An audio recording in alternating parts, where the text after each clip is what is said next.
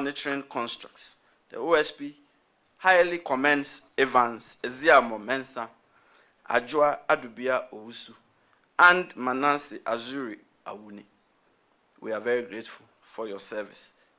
Ghanaians, thank you. Extradition matters.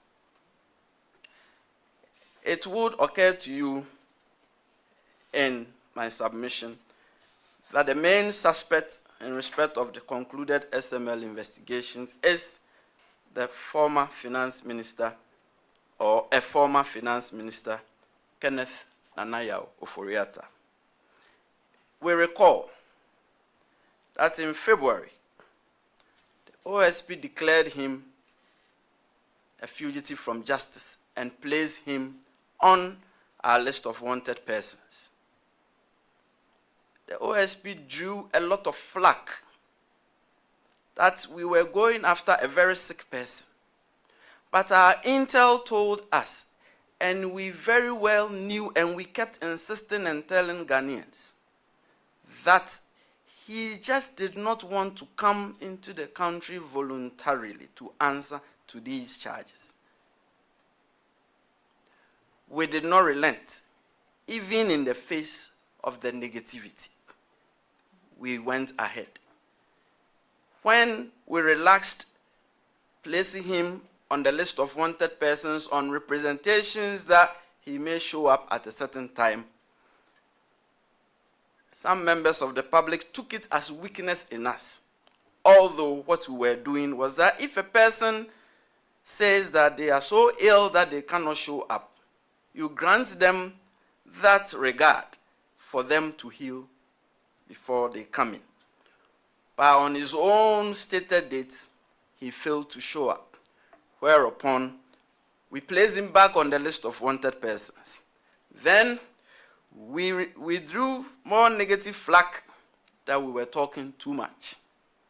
But all that time, we knew exactly what we were doing because our intelligence was solid, that this person just didn't want to come to the country voluntarily.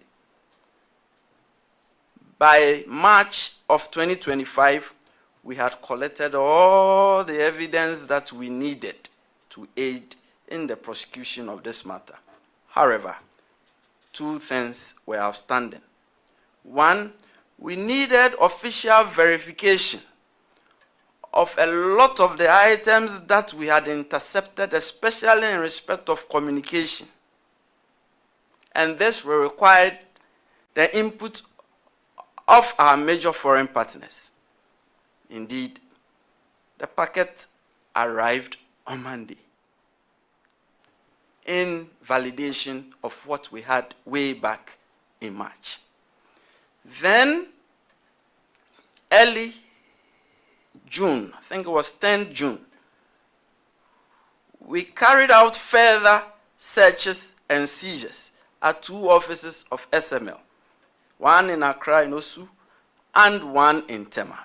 And there we retrieved computer servers and hard drives that had to be subjected to forensic examination.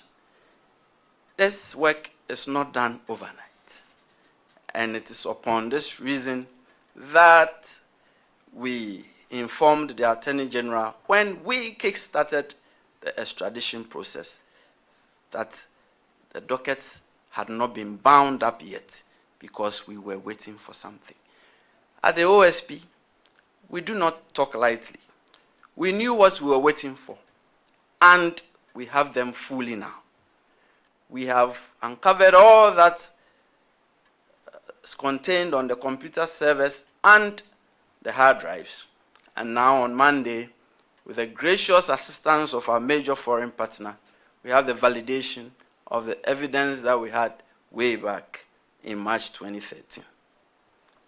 So, on 2nd June 2020, we triggered the extradition request because by March, as we said, we had all the evidence we needed. We only needed official validation of them. And that is why we triggered the extradition request on 2nd June 2020 through the Chief of Staff. The past few weeks, we are once again drawing negative flag. That we who put him on our list of wanted persons, that the OSP that declared him wanted, that the OSP that declared him a fugitive from justice, that the OSP that went to Interpol in record time of 48 hours and placed him on Interpol's red notice, we were stalling the case and that we were wasting time. But once again, as I said, we knew what we were doing and we knew what we were waiting for. And last week when the Attorney General addressed the media, he said something very poignant. He said, these financial investigations require time and patience. And we ask, give us that regard of time and patience, we will deliver the results we wanted, like this. And as I said, before the expiration of November 2025, we will charge all these persons that I listed before the criminal courts. We will not stultify our own investigations. We will not delay our own investigations.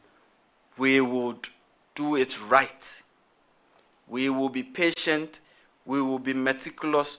We would have all the expertise in the world examine all, because we only have one shot at these criminal cases. We cannot go back, forth with it. And so, I announce to you, as we did by way of our press statement last week, that we are in full collaboration with the Attorney General's department. We cannot work against each other. We are working for the same cause, which is the cause of the Republic of Ghana. And we cannot be at loggerheads. We cannot be in dispute. Sometimes, personalities and how one wants to do something may clash a bit, but that should not be taken as dispute or disagreement. Many of you do not know my relationship with the Attorney General. He is like a big brother to me. He taught me at Legon, and he also was part of my training. Indeed, we formed the firm together. And indeed, I was like his foreman even when he was putting up his first building in Accra. This is our relationship. The relationship is such that because he trained me and he taught me, I have a bit of him in me. He doesn't have a bit of me in him. And so sometimes my display of his bit in me stirs him up a bit. But at the end of the day, just as we were doing in private practice, we will bicker at home. But our product, when we finally churn it out, will be most robust and most fruitful. And this is our promise to Ghana, that we are working together. We cannot but work together. And we are going to work together in full collaboration, see to the end of this matter. Semu wa sembisa eye. Munia sembisa swa eye pa was my bread. I knew he would go because today Elton is not here, so he will go.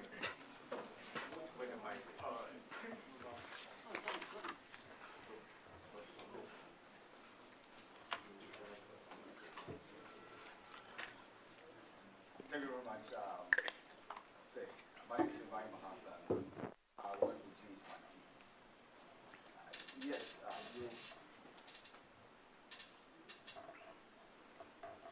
you've taken time to assure all of us and for that matter, the country, that you have a very beautiful working relationship with our Attorney General. Right.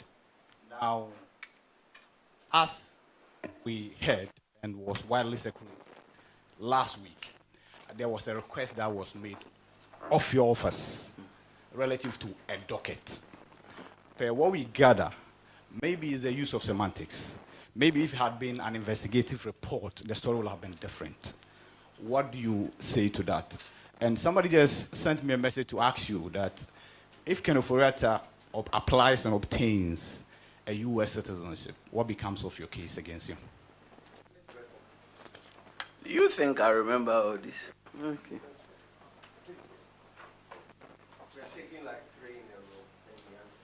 Right, my name is Mawina with TV3. With respect to the investigations that the office has been undertaking with respect to Mr. Ken Ofori-Atta, I know that the SML is one of such investigations which the Office of the Special Prosecutor said it was engaged in. Does this mean the others have come to an end, if we can call it that, or these other investigations are running concurrently, even as you say that you're going to proceed and charge Ms. Ofori-Atta? With respect to the docket, the conversation was that it had not been submitted. You've just told us that the final piece of confirmation you were waiting for arrived on Monday.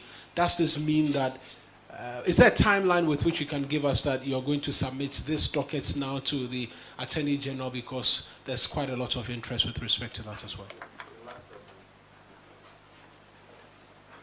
See, people are really interested in the docket, as it should be. Thank you very much. My name is Ernest Bako from Business and Financial Times. And that's what? Bako from Business and Financial Times. So, I know you've done some cases in the past, most of them being plea bargain. So I want to find out, apart from Ofori-Atta, we have about 5 other people. They are currently in the country, I hope. And so, will you continue? You made mention by end of November you file. Will you continue with these people's case, or you wait until you're able to bring Ken Ofori-Atta in? And will you also be doing plea bargain with these cases, or will see some people go behind bars? Thank you very much. Sorry, I didn't get the last part. You sort of swallowed it. I said I wanted to know if you will see these people going behind bars. After plea bargain, you said something about them. Or will we see them behind bars? Oh. Yeah. Thank you. Okay.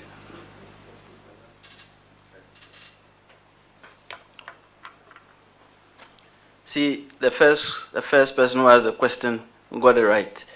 It's really about semantics. Okay? See, extradition requires a lot of complex dealings. You know, why is it going through the Attorney General? It's because the Attorney General is the central authority when it comes to these things. In some matters, the Minister of Foreign Affairs is the central authority. So if the Attorney General wasn't the central authority and we could just go, we would have just gone. The Attorney General is not the only in the chain. When it goes through, it goes through our mission and it comes all the way back around to us because we initiated the process. It is unfortunate that there is talk about we have been asked for a docket and we have refused to give the docket and all. That is beside the point. That is not the issue at all. The issue is that you need to get it right the first time. You don't keep going back and forth. You need to get it right the first time. So when on 13th June we responded to the Attorney